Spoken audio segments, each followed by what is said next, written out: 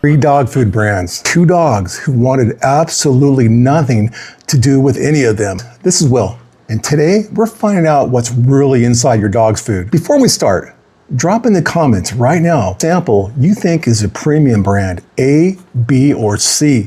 All right, so here's the water absorption test. I'm dropping several of these kibbles into these containers here, clear containers. Sample A is on the left, sample B in the middle, and of course sample C on the right.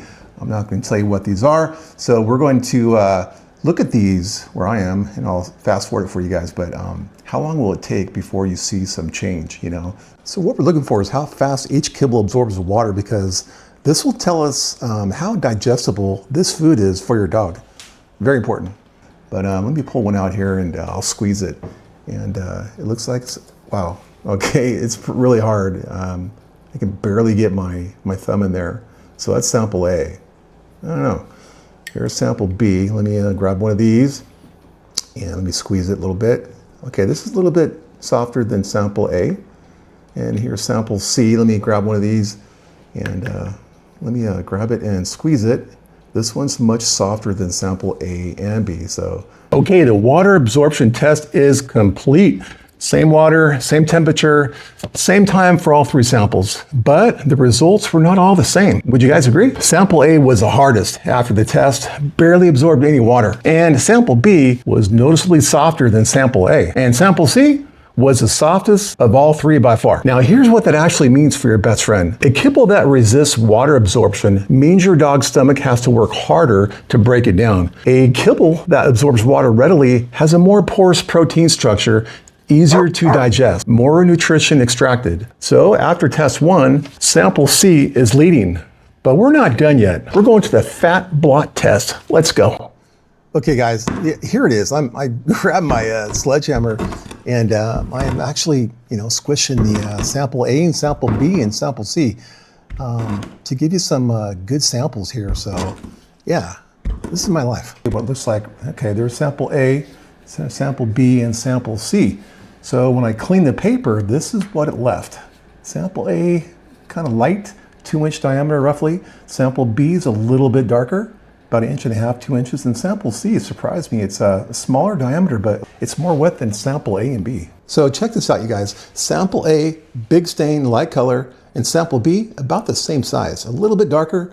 And sample C, smallest of the three, but look how dark that is compared to the other two. Now, what does that really mean? Think of it like this, you guys. Cheap cooking oil spreads everywhere when you spill it, right? Good quality olive oil kind of stays put. Same concept here. Sample A's fat is spreading all over that paper, 2 inches. It's thin, it's light, it's dispersing everywhere. Sample C's fat, smaller spread, just a little bit. Stays concentrated, it's a little darker color. So that's a denser, higher quality fat source. Sample B is right in the middle. Not bad, and it's not great. So sample C was a clear winner on the pressure test. Let's go to the next one, the burn test. All right, guys, last physical test. 3 seconds of flame on each sample. High protein kibble burns very differently than kibble that's loaded with starch and fillers. Let's see what we got. This is my life, you guys. Smoky, smells okay. All right, let's go to sample B. This seems like this one charred faster and seems like it smokes more too. Let's go to sample C. It doesn't char as fast, but it still smokes like the other two. Jeez. All right, doing this for you guys. Okay, so what does the burn test prove? Funny you guys ask. Sample A was the slowest to catch. It took a moment before it really responded to the flame. But when it did, the gray-white smoke, and it was fast. And after the flame, it was like a black ash. Gray-white smoke from kibble usually means you're burning off starches and carbohydrate fillers. Not necessarily a bad thing, but it tells us what's dominant in the formula. Sample B footage, it caught faster than A. It's more smoke, charred quicker. It was the same gray-white color though. It's the same story as sample A, but burning hotter and faster. It lines up with what we saw in the fat blot test. more fat content burning off. And sample C. This one was different. Caught fire fast, black smoke, and here's the thing. The flame didn't burn out right away. So that's real. A kibble that sustains a flame has more fuel to burn, higher protein and fat density packed into that piece. Black smoke tells us we're burning a denser, more complex organic material, not starch, not filler, protein and fat. That's a good thing. Okay, so after the water absorption test, the fat blot test, and the burn test, here's where we stand. Sample A has the slowest water absorption, the lightest fat stain, and slowest to catch fire. Sample B, middle of the pack across all three tests. And sample C had the most water absorption, most concentrated fat stain, and the only one that sustained a flame. But here's the thing. Physical tests only tell us so much. What's actually inside these three samples at the cellular level, that's what the microscope is going to show us right now. And I promise you, it's worth the wait. Okay, sample A is under the scope at 40 times, and right away, look at this. You see those large yellow amber chunks? Those are starch and grain fragments. Unprocessed, it's just sitting there. At 40 times, we're already seeing significant filler content in sample A.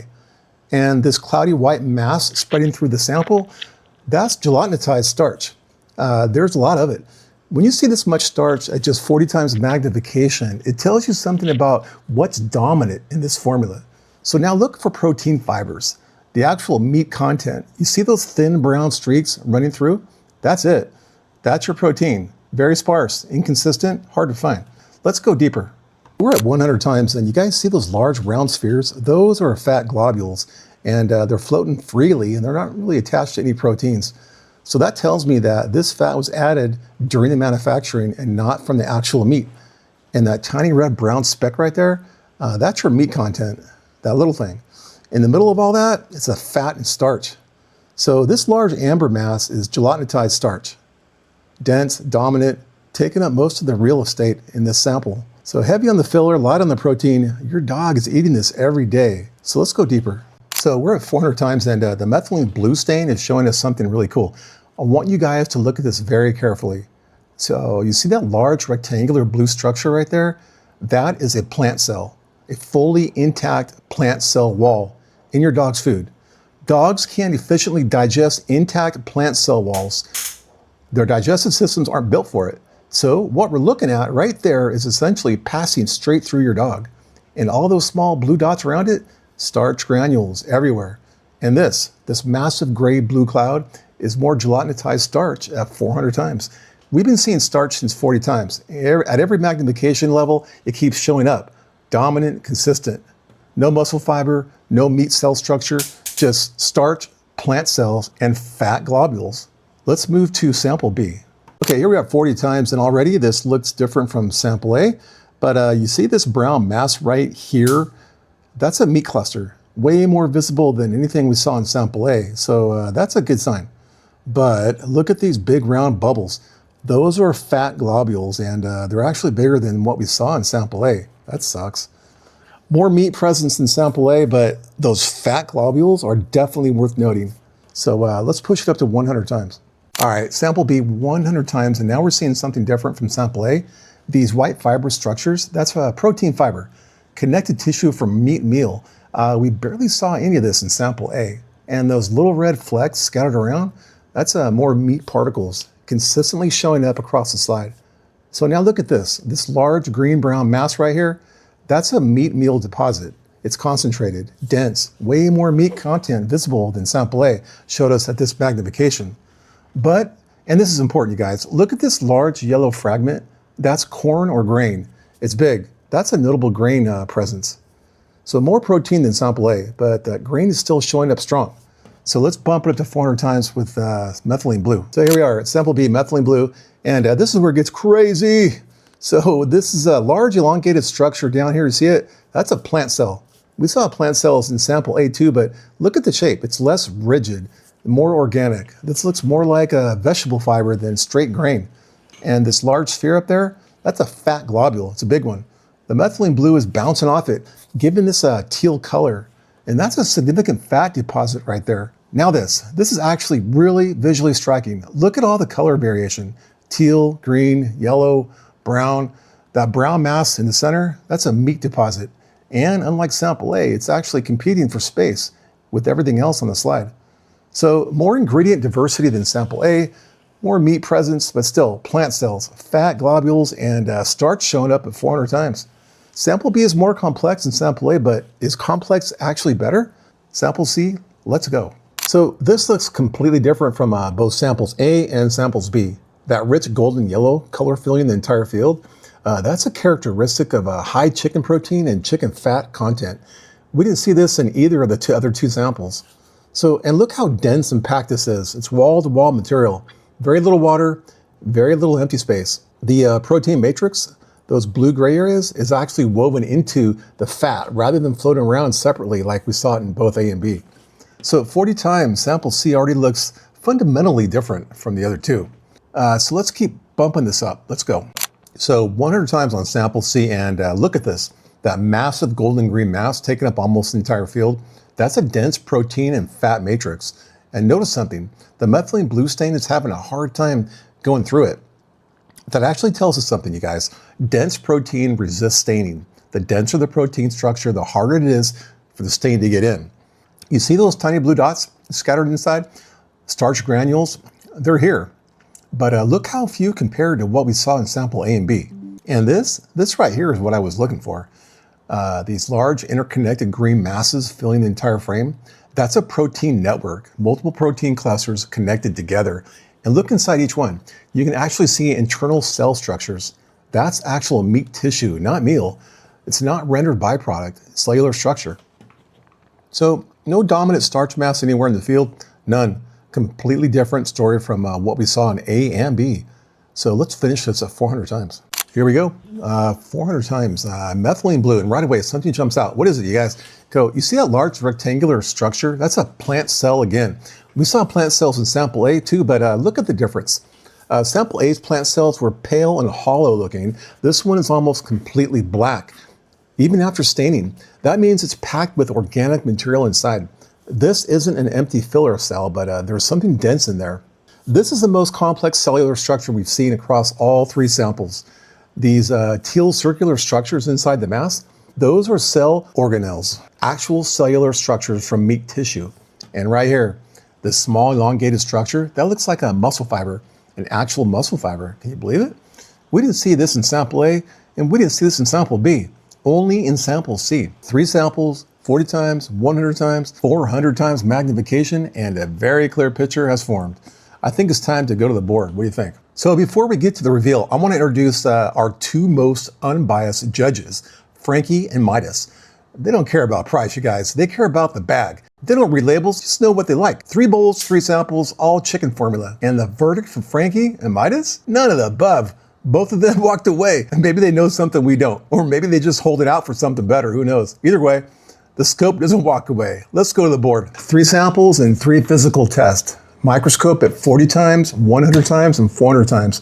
Lock on your final answer in the comments right now, you guys. Which sample is a premium brand? Let's go to the board. 3 samples and 3 sticky notes. Sample A, Old Roy from Walmart. Did you guys guess it right? Come on, remember that hard stuff, starch everywhere, free-floating fat, intact plant cells your dog can't digest? Very little protein structure. Sample B, Blue Buffalo. The expensive stuff, right? More protein than Old Roy. Yeah, I get it. But still heavy on grain, still plant cells, still large fat globules, and sample C. Purina Pro Plan costs less than Blue Buffalo. Golden protein matrix, interconnected protein network, actual muscle fiber at 400 times. Didn't see that in A or B. The microscope doesn't have a marketing budget, you guys. It just shows us what's there. Look, I'm not a vet, far from that. I love animals. I'm not telling you what to feed your dog. That's between you and your best friend. But today, the science was very clear about what's inside these 3 bags. The most expensive one wasn't the best one. And the cheapest one, well, you saw what the scope showed us. This made you think twice about what's going into your dog's bowl every single day.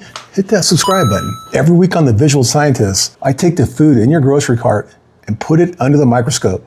No corporate spin, No AI slop, just real science, you guys. Next week, I'm putting something under the scope that's going to surprise you even more than this did. I'm Will, and this has been The Visual Scientist. Aisle 5 just got a lot more complicated, you guys. Check out this video right here. It'll tell you all about the butter that you guys eat.